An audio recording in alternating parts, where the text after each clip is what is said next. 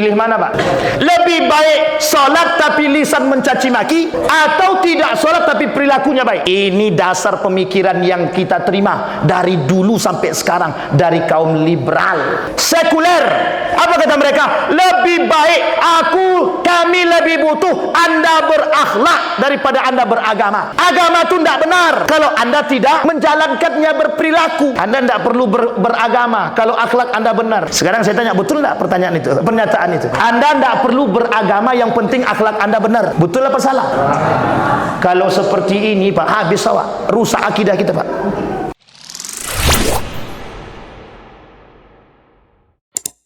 Bapak Ibu tahu nama asli Abu Jahal? Abu Jahal itu siapa? Abul Hakam. Tahu Abul Hakam? Abul Hakam itu Abu Jahal. Jadi Abu Jahal ini, Bapak Ibu, ada sejarah kenapa dipanggil Jahal. Jahal itu jamak dari kata jahil. Jahil artinya bodoh. Jahilani, dua kali bodohnya. Kalau jahal, itu bodoh banget. Tapi jangan pula Bapak Ibu tengok ada anak orang yang bodoh banget, jahil. Anda boleh pula kita itu. Jadi Abu Jahal tu saking bodohnya dipanggil Abu Jahal. Tapi Bapak Ibu, kebodohan dia itu sangat-sangat memalukan. Jadi satu malam dia datang ngintil. Ngintil itu apa ya? Ngintip. Ngintip itu apa? Ya itulah pokoknya. Ngintip Nabi sedang baca Quran. Nabi menyampaikan ayat Al-Quran, diintip sama Abu Jahal di satu sisi. Ternyata di sisi yang lain Abu Sufyan dan Abu yang satu lagi, saya lupa namanya itu juga ngintipin Nabi, dengerin ayat Al-Quran. Coba bayangkan tuh. Setelah selesai sampai subuh bertemu dua-duanya. Loh, kok ente di sini? Kata Abu Jahal kepada Abu Sufyan. Abu Sufyan kelak yang masuk Islam ya. Abu Jahal dia tidak masuk Islam. Kata Abu Jahal begini, oke, cukup. Jangan sampai ada yang tahu kalau kita dengerin Muhammad ngaji. Itu bahasanya Abu Jahal. Kata Abu Sufyan, oke lah, baik. Udah cukup sekali ini saja, tidak usah datang lagi. Besoknya diam-diam Abu Jahal datang lagi. Abu Sufyan pun datang. Ketemu dua kali. Sampai yang ketiga kali, Pak, ketemu dia. Akhirnya kata si Abu yang satu nih, yang saya lupa namanya nih, kepada Abu Sufyan, Yan, ente, menurut ente nih, kira-kira yang dibacakan Muhammad ini benar gak sih? Kata Abu Sufyan, aneh ragu, kayaknya inilah yang paling benar, kata dia. Ini kata Abu Sufyan. Sepakatlah berdua ini, yuk kita tanya sama Abu Jahal. Abul Hakam waktu itu panggilnya. Abul Hakam ini ketua kubu Quraisy. Datang ke Abu Jahal. Abu Jahal, Abu Hakam, menurut ente yang disampaikan Muhammad ini benar apa salah? Apa jawaban Abu Hakam? Wallahi, kata dia, tidak ada yang paling benar selain daripada apa yang disampaikan oleh Muhammad, kata dia. Coba itu dalam sejarahnya zahir tuh, Pak. Sangat zahir cerita ini, masyhur. Sampai kemudian kata Abu Sufyan, loh, ente tahu kalau itu benar, kenapa ente gak beriman? Tahu nggak jawabannya apa? Gengsi. Kata Abu Hakam, kabilah Muhammad dengan kabilah kami itu bersaing. Kabilah kami hari pertama ngasih makan kepada orang haji. Besok kabilah Muhammad. Besoknya lagi kabilah kami. Besoknya lagi kabilah Muhammad. Kami bersaing, sama-sama ngasih makan kepada orang yang datang haji. Kemudian kata Abu Hakam, dari kabilah Muhammad ada nabi, dari kabilah aku tak ada nabi, kata dia. Jadi kalau aku masuk Islam, gengsi aku, kata dia. Itu bahasanya Abu Hakam. Disitulah dijuluki oleh Abu Sufyan jahil. Namanya jahil murakab. Tahu jahil murakab? Bodoh banget. Jadi bodohnya itu cuma karena gengsi. Dan orang sekarang ada orang sekarang ada gengsi, dia menerima kebenaran agama itu gengsi. Kita ambil contoh. Ada namanya Profesor Musda Mulia. Cari di Google, cari saja. Nama itu sudah masyhur, sudah tahu orang siapa dia itu. Apa kata dia? Semua agama ini sama-sama benar. Hanya sama menuju Tuhan yang satu. Hanya saja cara menuju Tuhan yang satu ini beda-beda, kata dia. Syarat masuk surga itu cuma 3. Percaya pada Tuhan, percaya pada hari kiamat, yang terakhir melakukan kebaikan. Jadi kalau tidak sholat itu tidak akan masuk neraka, itu bisa tetap masuk surga. yang penting baik kelakuannya. Sampai keluar bahasa yang hari ini mendarah daging di masyarakat. Apa itu? Lebih baik dia berakhlak meskipun dia tak solat.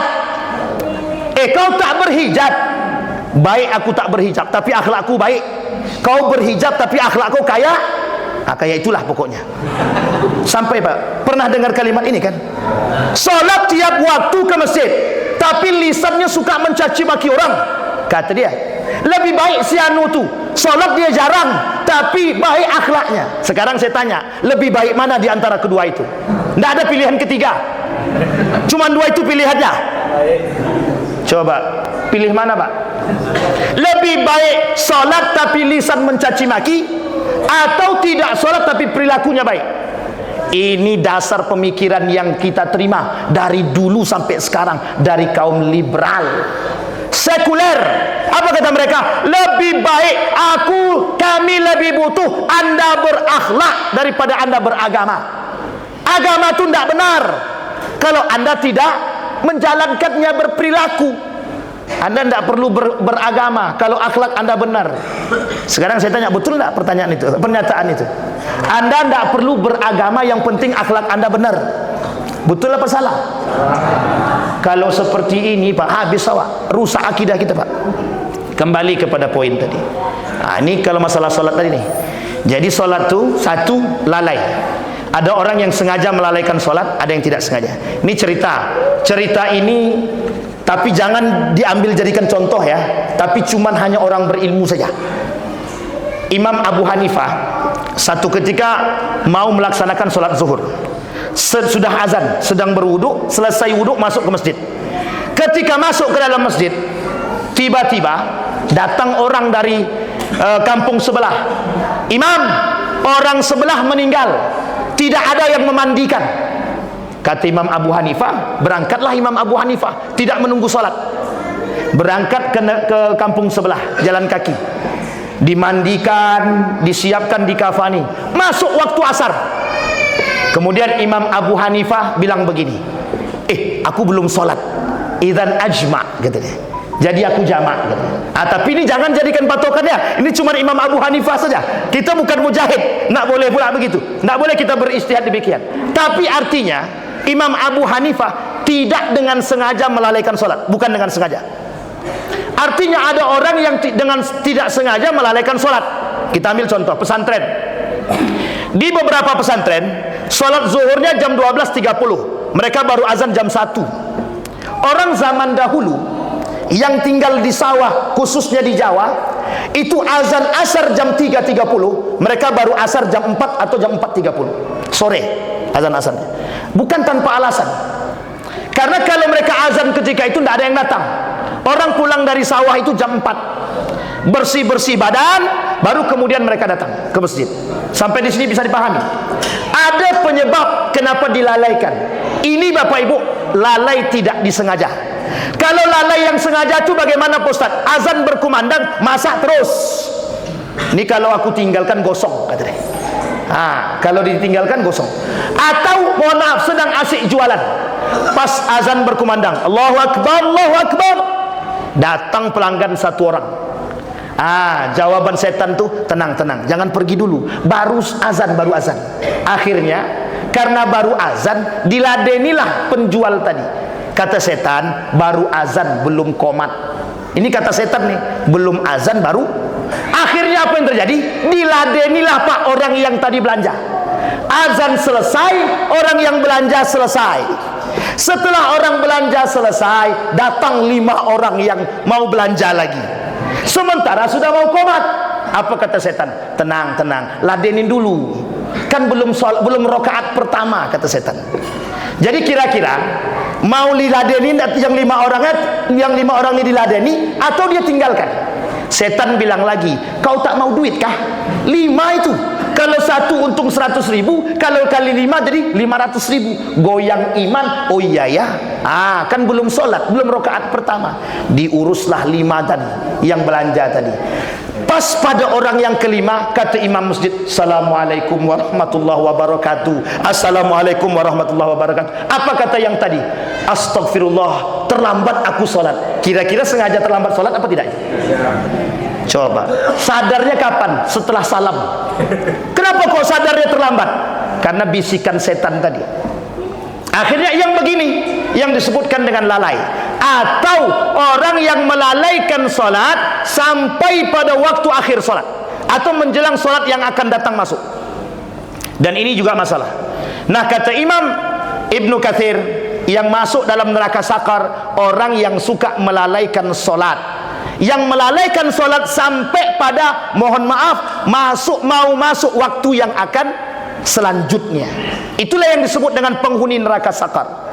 Kata Ibnu Katsir, yang masuk neraka jahanam yang meninggalkan solat, sengaja meninggalkan solat. Nah, sekarang kita lihat, ada orang yang meninggalkan solat. Tadi lalai sudah, sekarang yang meninggalkan solat. Yang meninggalkan solat ada dua. Satu, sengaja meninggalkan solat. Yang kedua, rufi al-qalam. Tahu rufi al-qalam? Yang dima'fu anhu, yang dimaklumkan oleh Allah. Anak kecil sampai dia balik, satu, kata Nabi. Yang kedua, orang yang majdub atau hilang akal sementara sampai dia sadar. Orang hilang akal atau gila, orang yang terlupa sampai dia ingat. Yang ketiga, orang yang tertidur sampai dia terbangun. Sudah diinjak tak juga bangun, dipukul tak bangun juga, disiram tak bangun juga, pokoknya tak mau bangun, tak bangun-bangun.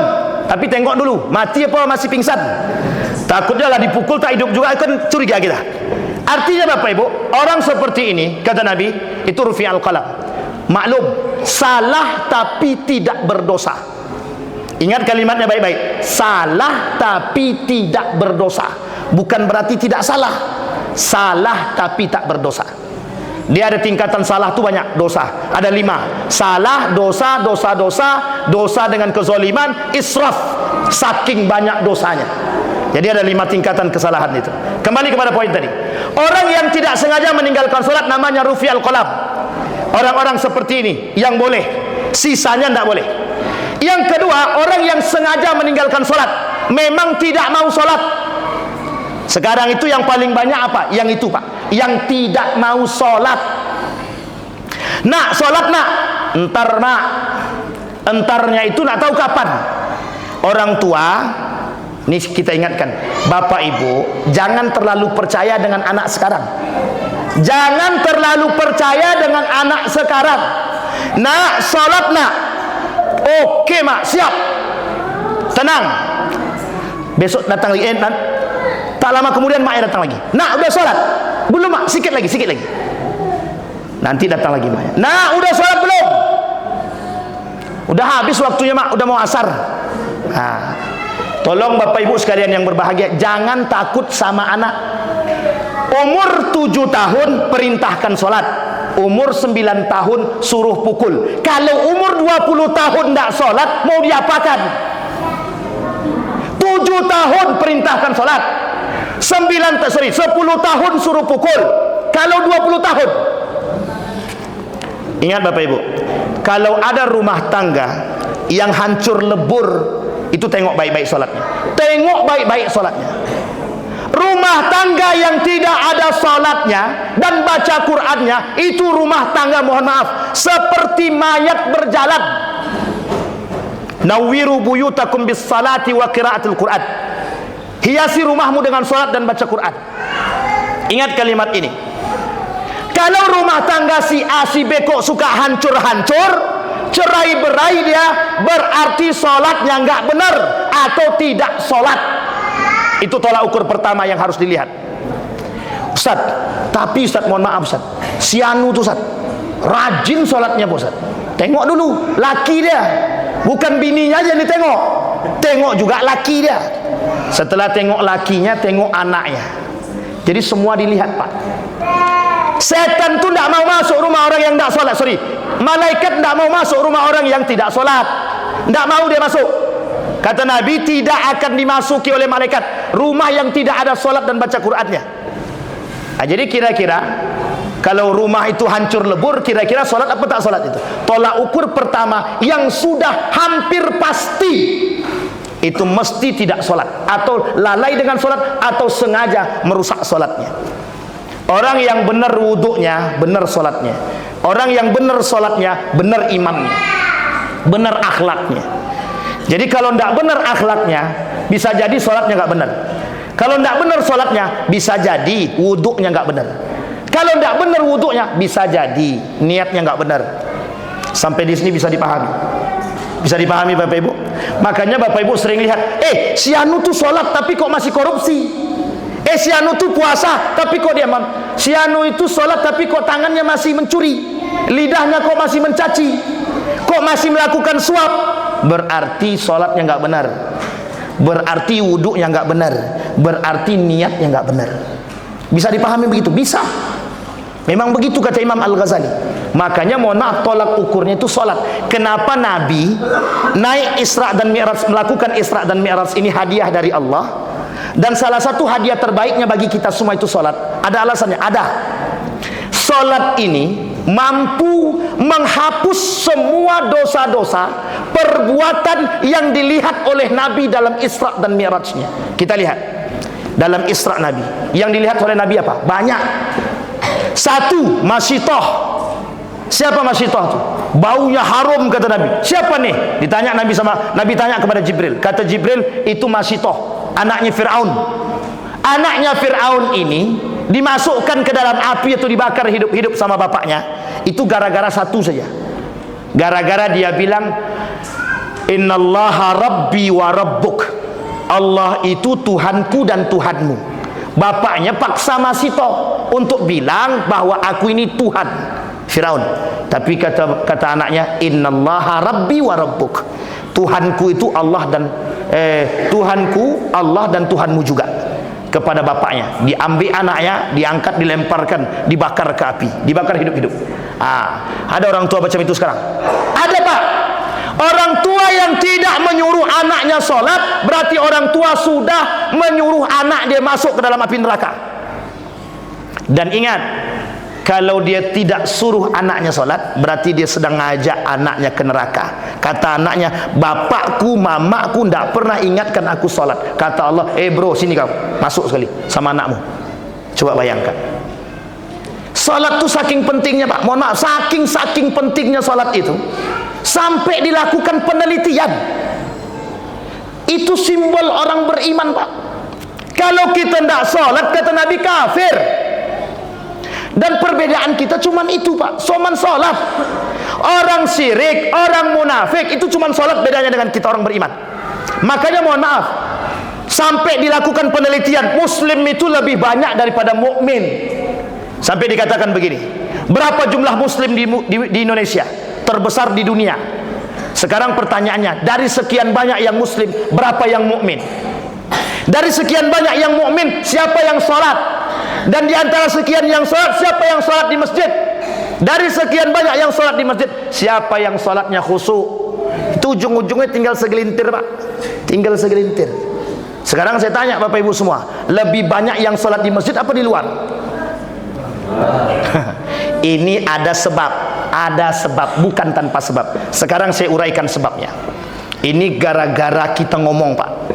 Kata orang tua kepada anaknya, nak, yang penting engkau sholat. Betul apa salah? Bapak Ibu sering tak bilang sama anaknya begitu? Nak, yang penting engkau sholat. Betul apa salah? Mau di kafe, mau di mall, mau dimanapun engkau, yang penting engkau sholat. Betul apa salah? Betul apa salah? Baik, jadi jangan salah Pak Imam, Pak Ketua, kalau tidak ada yang sholat di masjid. Kenapa? Kan aku tetap sholat, yang penting kan kami sholat Mak. Akhirnya mohon maaf, anak muda hari ini sekalipun mereka di kafe, tapi mereka tetap sholat. Akhirnya apa? Masjid tidak ada yang menghuni. Sampai di sini bisa dipahami Bapak Ibu. Yang harus kita sampaikan ke anak itu, nak, yang penting engkau sholat di masjid, bukan di kafe. Kecuali ada keperluan 1 kali 2 kali. Kalau setiap hari ke kafe, dan yang penting kan kami sholat. Memang Pak, yang penting mereka sholat. Pertanyaannya, sholatnya benar nggak? Jangan-jangan dia sholat, dia jadi imam, pacarnya jadi makmum. Itu hukum sholatnya apa? Batal, tidak sah sholatnya. Sampai di sini bisa dipahami Bapak Ibu? Jangan salah-salah Pak. Kalau kita main biarkan anak kita saja. Orang yang sholat tanpa ilmu sholat, itu sholatnya tidak ada gunanya sama sekali. Sholat dia di kafe, kita tidak tahu Pak kebenaran sholatnya bagaimana. Main-mainkah dia, atau di akhir waktukah dia, atau sebelum sholat, sebelum masuk waktu yang lainkah dia sholat. Akhirnya dalam benak kita, alhamdulillah, yang penting anakku yang menjadi masalah itu masjid. Masjid tidak ada penghuninya. Sampai di sini bisa dipahami Bapak Ibu? Baik, kembali kepada poin yang tadi. Sengaja meninggalkan sholat. Nerakanya mana Bapak Ibu yang sengaja meninggalkan sholat? Jahanam. Sekarang saya tanya, pengen anak-anak kita masuk neraka jahanam? Ya jelas nggak mau Pak. Iya jelas. Yang ketiga, ada orang yang mengingkari sholat, seperti Ade Mardo tadi. Dia kata tidak ada kewajiban sholat. Atau orang yang kedua, tetap sholat tapi dengan hati, tidak dengan gerak. Dia sholat dengan hati dia. Apa arti sholat itu? Artinya zikir. Berarti kami cukup mengingat Allah, itu sudah sholat, kata dia. Itu sesat tuh. Itu sudah sesat banget pokoknya. Sampai di sini paham ya Bapak Ibu? Ada kelompok itu, ada.